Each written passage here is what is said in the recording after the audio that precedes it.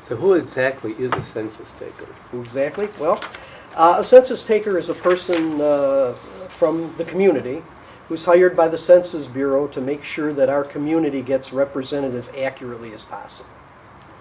They'll come out in response to persons, as I said before, who have not responded to the mailed forms. They'll have they usually have a binder with them. It has all the addresses, the people that haven't responded yet, and they go around and they try to find them home and fill out the forms there. If they don't find you at home, they will come back another 2 times, so they'll be out 3 times altogether.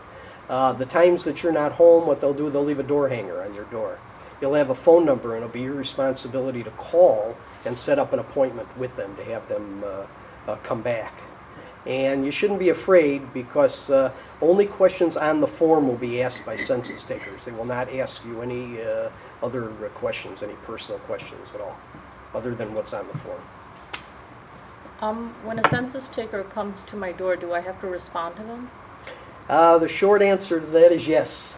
And your response is vital. Not only is it required by law, it's vital for reasons that we've talked about before, vital to our community and getting money from the federal government for projects in the community. Usually explaining, having me explain to you the importance, or you then getting out and explaining to your neighbors the importance of the program is usually enough to ensure your participation and their participation in the program. What if I filled out the form and the census taker visits my home anyway?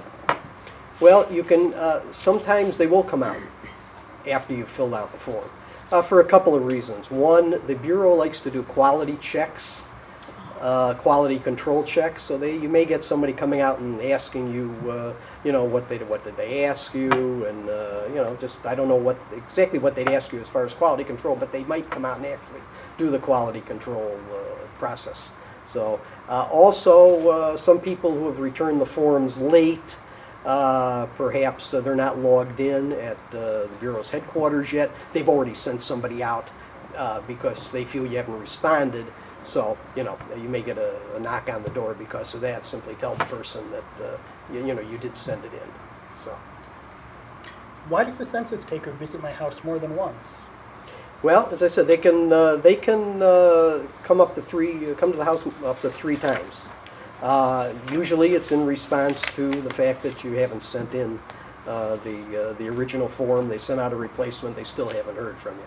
So, and as I said, they can come up to the house 3 times. They'll leave door hangers with a phone number, and it's up to you to call them back and schedule an appointment, as well as they may show up also, as I mentioned before, for quality check purposes.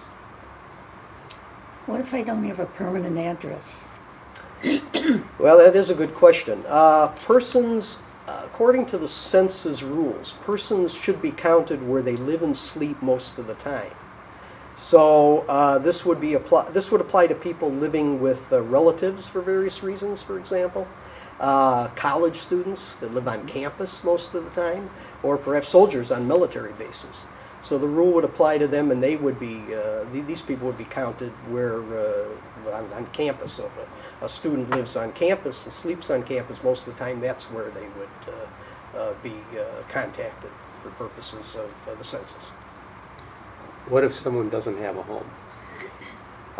Yes. Well, luckily, the Bureau, in response to that, has created what's called a service-based enumeration operation. Persons experiencing some sort of displacement or lack of permanent address will be included in the census.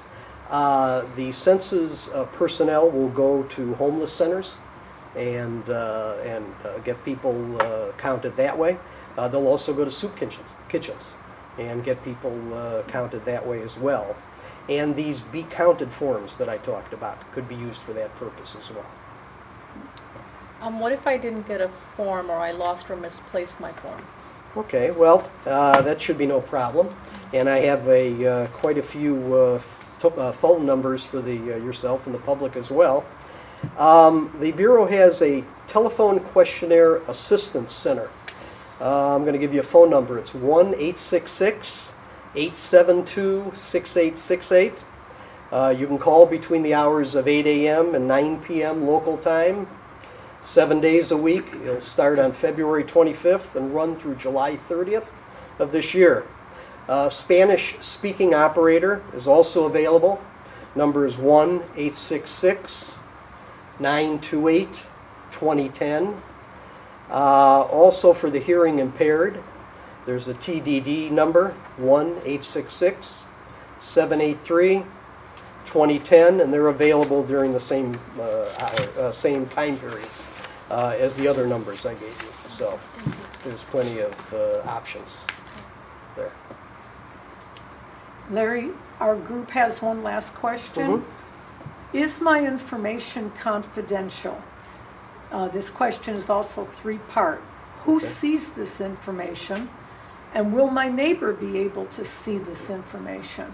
Okay. Well, your neighbor won't be able to see the information because privacy and confidentiality is the top priority of the census. Personal information is protected by federal law. And something you may not know, that information obtained from you or your neighbor cannot be shared with anyone, and that includes the IRS, the CIA, the FBI, or any other government agency for up to 72 years after it's collected. Census employees take a oath of non-disclosure and are sworn for life to protect the confidentiality of the data they collect. Penalties for disclosure of any information that could identify persons or households is a fine of up to $250,000 or imprisonment of up to 5 years, or both the fine and the imprisonment. So those census takers take a great risk if they're, decide to knock on, after they knock on your door, to knock on your neighbor's door and say, guess what, I found out about your neighbor. So no, as I say, privacy and confidentiality is a top concern of the Census Bureau. So I want to thank you for your questions. I hope I answered them Yes. completely. And